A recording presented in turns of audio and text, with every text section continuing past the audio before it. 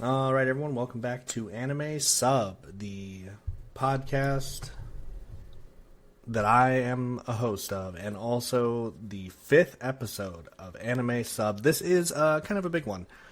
We got a big one today, legendary anime to discuss, very, very highly regarded anime to discuss. It's going to be fun navigating today's topic, but before we get into that, I do have to talk about some anime news that came out since the last time I recorded an episode. So, first thing we're going to talk about today is the creator of Evangelion, Hideaki Anno, has come out recently saying that we need to stop creating for the global market, and the audience has to be the one to adapt. And to somewhat of an extent, I find myself in agreement with Mr. Anno on this point. But I also believe that the goal should not be set to alienate. If the product is being created with the intention of it being put out to the global audience, and that's the creator's vision themselves, not like a boardroom of people suggesting that he should do this kind of thing, or she, or they, or whatever.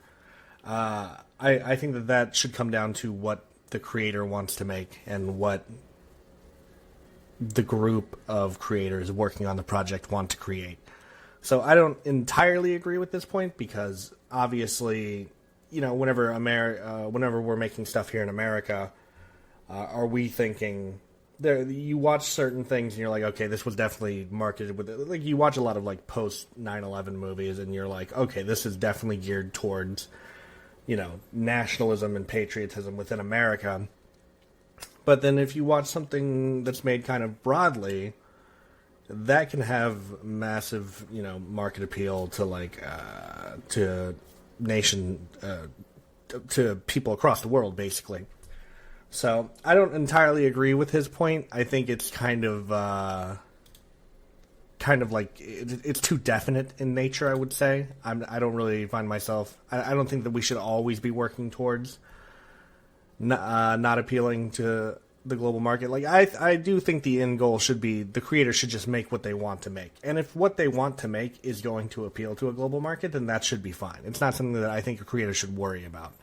So I think that's more what he's. I think that's more what he's pushing the thought towards is like you shouldn't be thinking about the global market when you're creating your story or product or whatever. So I do kind of agree with that in essence. I do think that you should be, whenever you're creating something, you shouldn't be thinking about the perceived other audience. You should be making it for yourself first, and the audience should come later.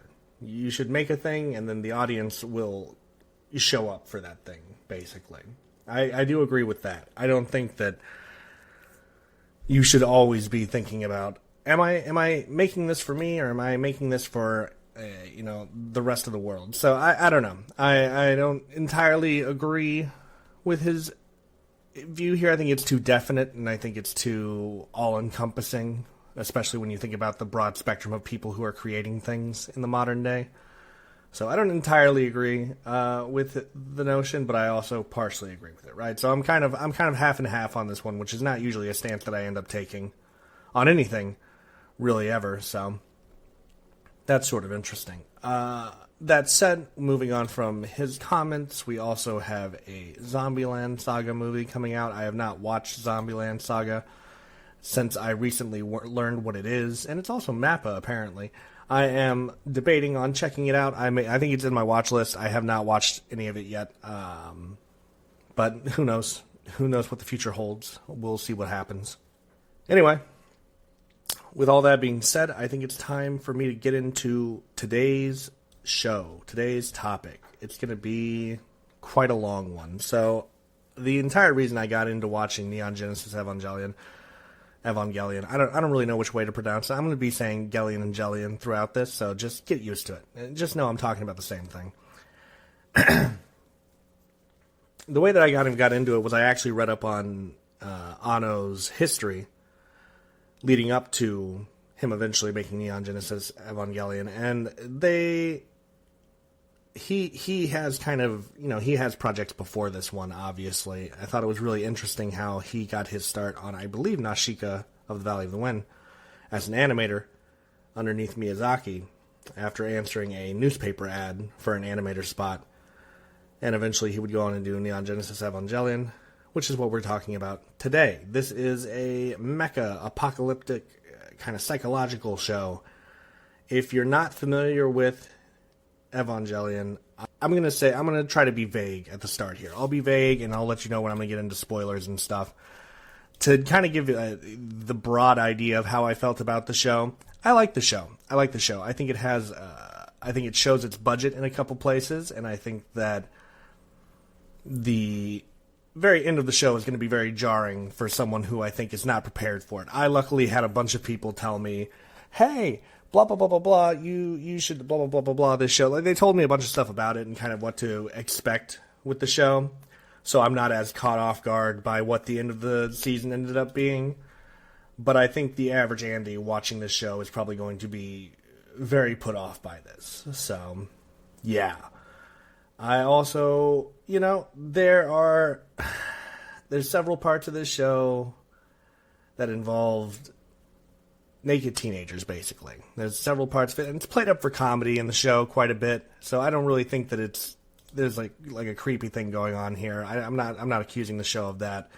I also think that eventually they start utilizing the nudity as like a symbolic point, so it gets a bit stronger there and less comedic and weird, but I think it's definitely like a of the time period kind of thing, and I don't think it really becomes too much of an issue during the show. At least it didn't for me. It just, when it would rear its ugly head, I would kind of side-eye the show a little bit and be a little confused by why we're spending so much time on this. But yeah, I definitely think you should check out the show. I think it has a good message without getting into the movie, because I think the movie kind of perpetuates a different idea. But I think that the show's good. I like the characters in the show. I think you should check it out. Okay, now I'm going to discuss things a lot more in detail, so if you don't want things spoiled for you for Evangelion, leave now.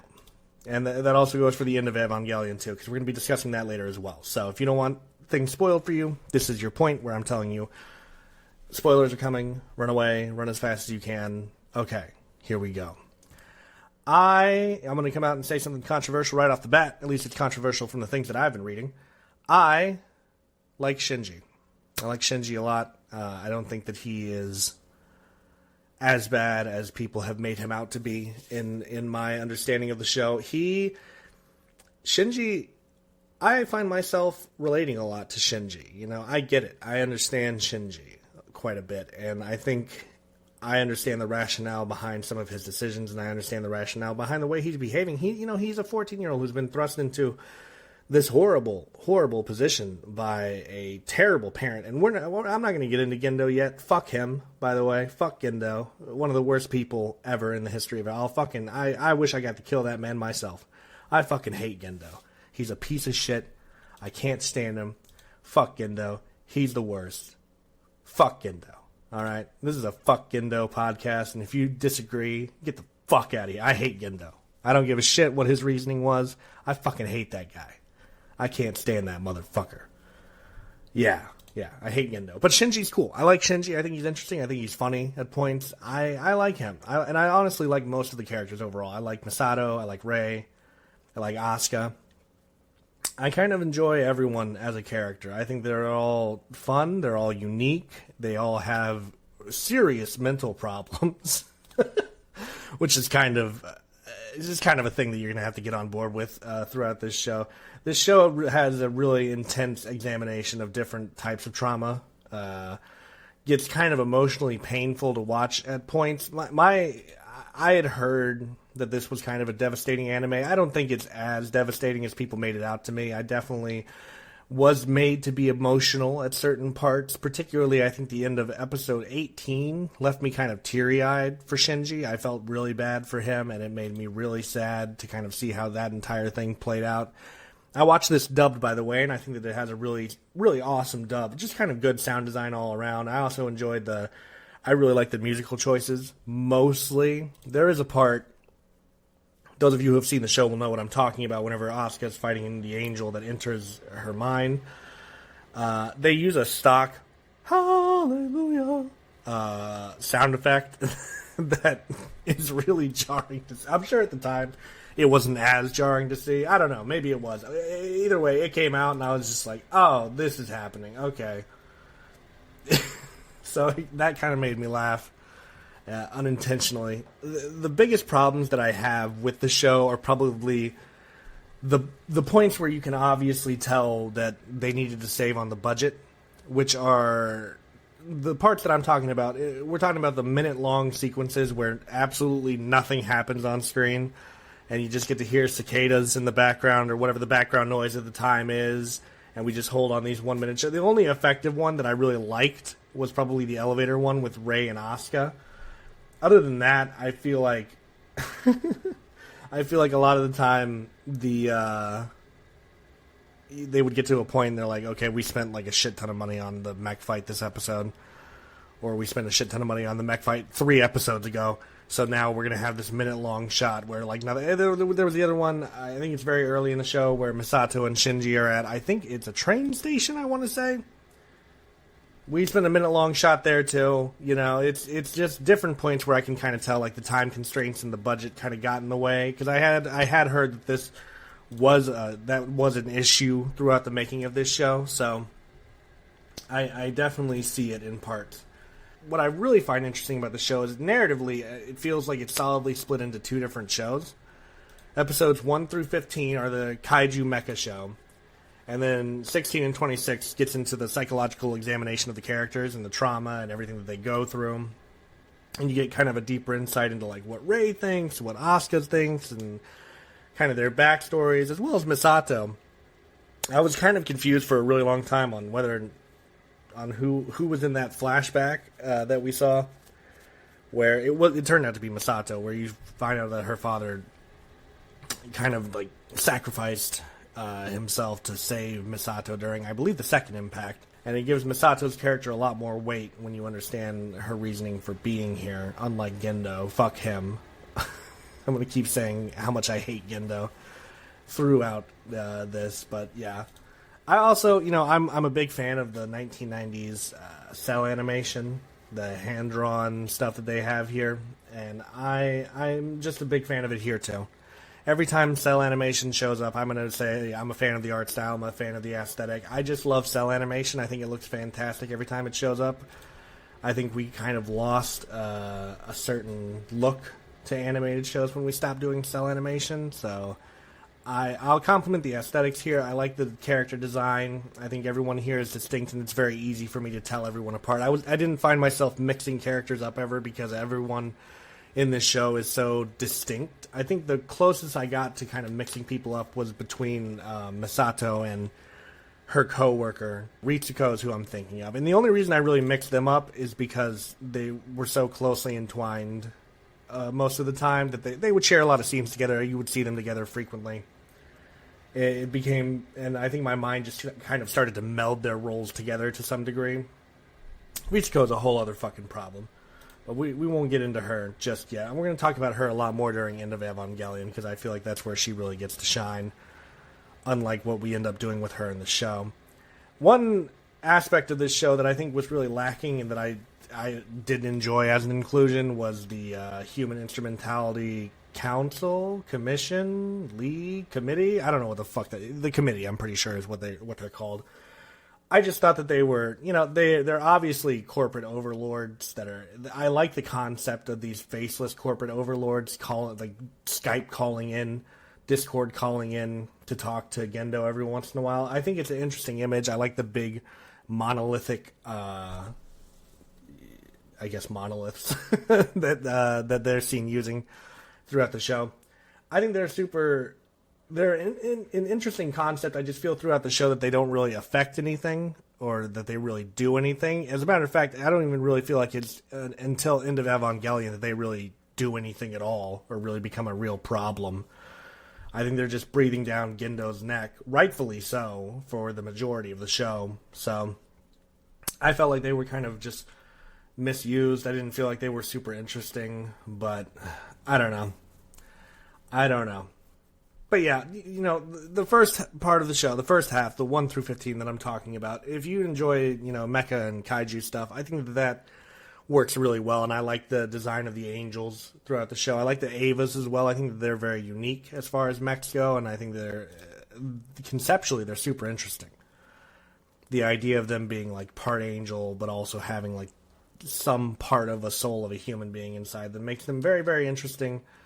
And kind of fascinating whenever they start going feral, right? Whenever Shinji's mech was tearing apart Toji's mech, I was in shambles. I was in shambles. I also thought, wow, I didn't think that this show was going to go this far with the violence. I didn't think that we were going to reach this point where we're literally watching an Eva being ripped and chewed to pieces. But then obviously End of Evangelion proves that all wrong too. Yeah, I enjoyed the show quite a lot.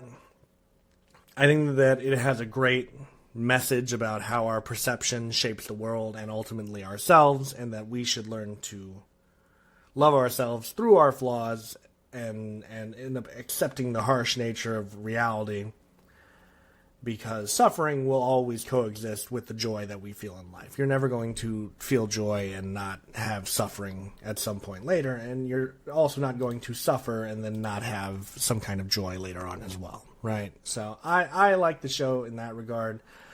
I appreciate episodes 25 and 26 of the show for what they are. I can definitely, once again, we're talking budget cuts, we're talking time constraints. I don't think that they got to do what they wanted to do at the very end of the show here, but I definitely think it's super strong. I think I liked episode 25 and 26. I enjoyed the kind of introspective nature of it. 25 kind of lets us into everyone's head, and 26 really finalizes that Shinji should just accept himself for who he is, and he should love himself, and we should move on with that.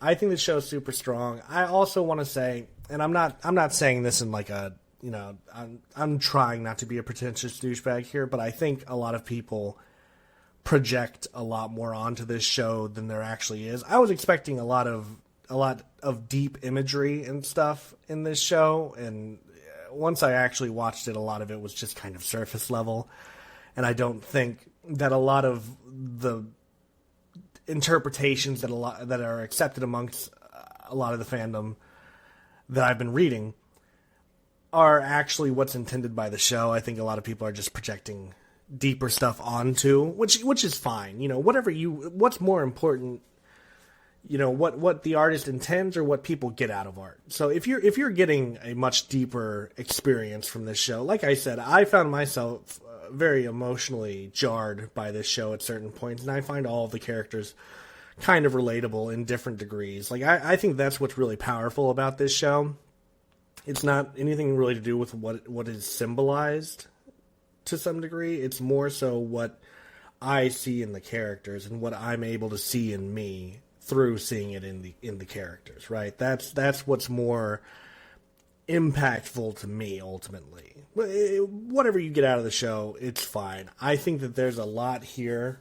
I think that people make it a lot deeper of a hole than it actually is. But I understand. I understand why they do. I get it. I ultimately like the show. Do I recommend watching Neon Genesis Evangelion?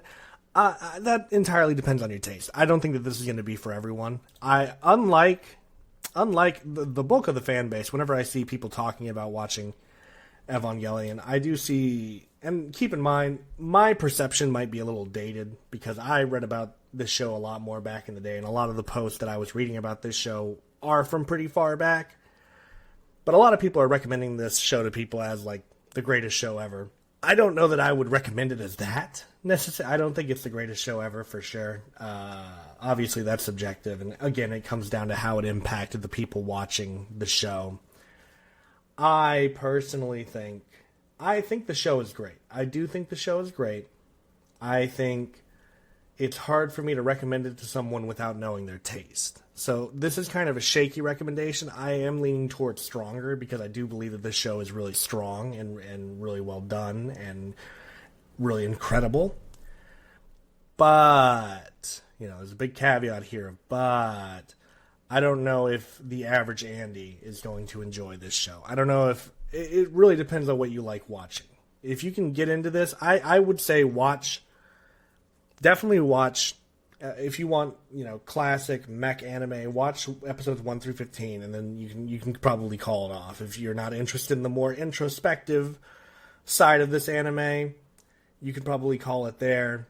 But as for me, I actually enjoyed it even more. I was enjoying the anime up to 15. I was enjoying the anime. I thought it was interesting. I thought the mech fights were super good. I thought it was generally just kind of animated pretty well, and I thought that the characters were interesting. But once we hit episode 16 and we got inside Shinji's head while he was turned into primordial goo, which is a crazy thing for me to say out loud, by the way, I think that that's where the show really started to shine, where it got more interesting, where it got more enjoyable for me personally. I really enjoy the more introspective side of the show. So if you think you can get down with that kind of thing, I definitely recommend checking it out. Neon Genesis Evangelion. I think it's great. I love the show. Is it the greatest show of all time? I don't think so, but I do think it's a great show, and I think it's worth checking out. So definitely check it out. Give it a look-see. With that, I want to get into End of Evangelion, which I have read a number... I have read a number of different interpretations of, does this movie take place in the same timeline? Is this movie canon to the show? Yada, yada, yada. Is it a different dimension? Is it a different timeline from the show? I'm going to be treating this movie, in my mind, I'm going to be treating this as canon to the show, taking place during episodes 25 and 26. I know that this is considered like an alternative ending, and it's kind of meant to replace the 25 and 26, but I'm using 25 and 26 as an explanation for Shinji's mental absence during the first part of the movie. So, I've also seen a ridiculous guy that's like, watch episode 24, then watch the first hour of End of Evangelion, then go back to the show and watch 25 and 26, and then watch the rest of End of it. That's stupid. If that's how I have to approach the show, it's terrible. That is just a terrible way to experience a piece of media. If I have to stop a media halfway through to go watch other shit, there's just no reason. There's just no fucking reason, okay? That sounds incredibly stupid to me. I'm not doing that. So I watched the entirety of Neon Genesis Evangelion, all the way through, episodes 1 through 26. And then I watched End of Evangelion. And here is what I have to say about it. The animation pretty much remains the same. I think the visuals are still great. Obviously, the budget's upped here, so it looks a bit better than the TV show did, but it's still mostly more the same. The character designs are the same, yada yada. I think it looks great. I enjoy the dub again. I think the English dub for this show is really, really good. So I enjoy the dub again. We're getting right into spoilers, by the way, because I'm not going to beat around the bush with this movie.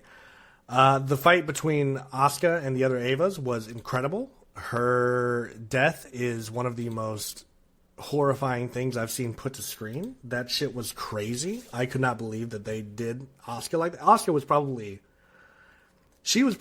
pinning for like my favorite character in the show, honestly, because I just, I get her. I get Asuka. I understand. I get where she's coming from. I think a lot of people think that she's too whiny or too bitchy, and they hate her for those reasons. And sure, dude, if that's how you feel, that's how you feel. But I thought she was really well done as a character. I liked her quite a lot. And whenever she fucking ate it in this movie, I gotta admit, I felt sad. I thought her death was super cruel.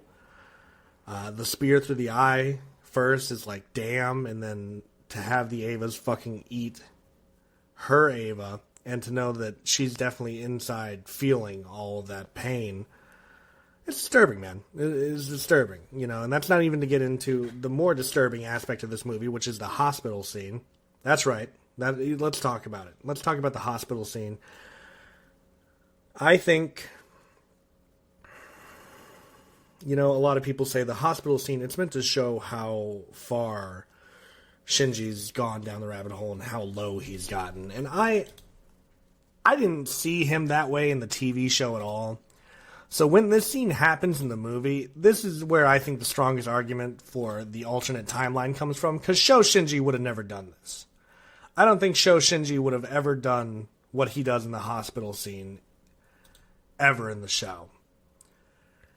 And I know you're going to tell me, well, they couldn't get away with that on network television. I agree. They couldn't get away with that on network television. I also think that Shinji would never fucking do that. I don't think it's in his character to do that. I think we made him more of a degenerate for no reason. I don't think Shinji would have ever done what he does in the hospital scene. I think it's ridiculous that we had him do that, and I think it retroactively ruins what kind of character Shinji's been built up to be to this point. So if it's an alternate timeline, then fine. If this is what Shinji was like the whole time, fine. But I never viewed him that way. I never viewed Shinji, and I'll defend this motherfucker to the grave, but I never viewed Shinji as being this kind of character. And I don't agree with, I don't think, I understand that I have to accept what canon is. So my Shinji does unfortunately end up doing this, but I don't agree with this route for his character. I don't think it makes any goddamn sense. Alright, that's how I feel about that. The committee attack on Nerve feels kind of counterintuitive and sort of forced to give us kind of conflict. I guess maybe you could say that the show is building this, because they are bitching about Gendo quite a lot towards the end of the show. So maybe this would happen, but it feels kind of like, I don't know, we've sunk enough money into this already. What's a little bit more? And trying to take the AVs from Gendo. I think that there were other ways to go about it. I will say the action in those scenes is good. The action in those scenes is well animated and does look good, and it ultimately leads to the awesome Asuka fight that I was talking about earlier, so I will give it that. I also think, on the subject of Gendo's final words, I have never been one to argue against ambiguity in movies, but I have never felt more forced ambiguity than muting Gendo's final words to Ritsuko. I don't understand even why you would do it. I don't think that there's really any need for a mystery there. I don't think there's any need for any interpretation there. It just feels like a lot of the time, whenever they're forcing in this ambiguous stuff, they're like, well, we'll just make them think about it. And it's like muting a character's line halfway through him saying it and then having a character respond to what he said. As an audience member, if there was some reason why I didn't hear what he said, like if there was a reason in canon why I couldn't hear what he said, then fine. But ultimately, it feels like muting Gendo's final words is just like, fuck you, figure it out. You know? I don't, I think it's stupid. I really don't understand why it doesn't matter at all. Because Ritsuko, for all the good that she was just her mother. She was just her mother. She fell for the same tricks as her mother. She is just her mother again, right? So Gendo's final words to her really don't matter in the grand scheme of things. I am of the school of thought that obviously he said, truly I needed you. I truly needed you. You know, that's where my mind is. I'm sure he said that because Gendo, for all that he is a great manipulator, and he is just going to manipulate until he can't manipulate anymore. You know, he's just going to run it down mid. He's just going to, every chance he gets to manipulate someone, he's going to try to do it. And that's why I'm glad he gets his fucking comeuppance to the end. Because you know what? Fuck Gendo. I hate that motherfucker. I don't give a shit if he was trying to get his fucking wife back. I fucking hate Gendo. Alright, this is a Gendo hate cast now. I fucking hate this little motherfucker. I think he's the worst fucking person. He's a terrible parent. He's a terrible scientist. He's a terrible person. Fuck him. I hate Gendo. Fucking can't stand his ass. I gotta get off the subject of him because I fucking hate him so much. I fucking hate him. But Gendo does eventually give us Giant Ray, so I mean, can I hate him that much? I'm sorry, but Giant Ray's awesome. Lilith, whatever you want to call him, you know, Giant Ray going around being Giant Ray was just fucking cool. It's a cool visual, it looks great, it's awesome. Ray's awesome. I love Ray. That's another thing. If Asuka's first, Ray comes second, then Shinji. Ray rules. Ray's an awesome character. I love her kind of deadpan, just straightforward delivery the whole time. I think she's super interesting. I even thought she was funny in the TV show whenever we got that kind of alternate reality that they showed us, where Evangelion was playing out more like a prototypical anime. I thought Ray was fun there too. And I love that sequence, by the way. Initially, I thought that they were pulling some bullshit where it's like, oh, it was all a dream. Here's the real anime. I was about to be pissed, you know? And then they pulled it back, and I'm like, oh, okay, never mind. We're not doing that. Cool. Cool. So, yeah. Giant Ray's awesome. That entire sequence where she launches forth the... I don't want to say it's the third impact or is the instrumentality. I can't really tell the difference. But the instrumentality happens. Shinji figures out, like... I love that entire sequence. Like I said before, I enjoy the more introspective side of this show and of this movie, obviously. So once we got back into Shinji's head and everyone became everyone, and Shinji ultimately realized that that's not really what he wants, and he wanted to, send everyone back. I think that this movie does a decent job of giving us an actual ending that's a bit more understandable than what the show was, because I like 25 and 26 of the show, and I can understand why it was probably really jarring for people at the time. And I think that this one, it gives a bit more of a definite ending while still leaving some ambiguity, because who actually came back from the instrumentality? And the world's obviously in fucking shambles, so we're gonna have to deal with that. I really liked the movie. I don't think it's as narratively compelling as the show was, but I think that it gives a fitting ending to what was otherwise a really fire series. I really liked the ending. I like how sudden it is. I like that the credits play in the middle of the fucking movie. I think ending on Asuka's how disgusting is it's just art. It's art in motion. It leaves a big chunk of ambiguity to what's going to happen next. As far as the world goes and as far as Shinji goes, because he ultimately embraces that there's going to be pain in the world. I think he accepts that, and yeah, I love that. I love that as the message of this movie. I love that he accepts that there's going to be suffering, and he's just going to have to deal with it, and that's life, because it is. So, overall, the movie is fine. The movie, it gives you more Evangelion, which is what you want. It gives you more of what the TV show had. And it gives you a more definitive ending than what the TV show gave you. So I'll give Evangelion props there. I end up liking Evangelion. I have not seen any of the further media. I have not seen anything beyond this one. But I find myself really enthralled with just all of the concepts and the ideas being explored here. And I don't know if I'll watch any of the rebuilds or the Death and Life or Death or Rebirth or whatever the fuck. I don't know if I'll continue on, because I kind of feel like what we got here was perfect. I do feel like this is a good summation of what I wanted from Evangelion. Even if it's not exactly what I thought it was going to be, what I got was fine. What I got was good. What I got was great. I loved it. So if this ends up being the last time I interact with all of these characters, then, so be it. I would be satisfied with that.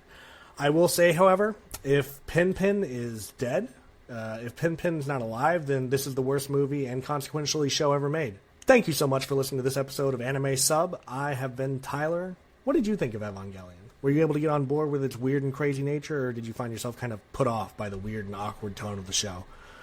The mech fights were cool, though. I don't think anybody can disagree with that. Yeah, we will be back next time to discuss more anime whenever I do that. So, thank you so much for being here. Have a great day, wonderful day, whatever it is, wherever you are, and I will see you in the next episode. Goodbye, everyone.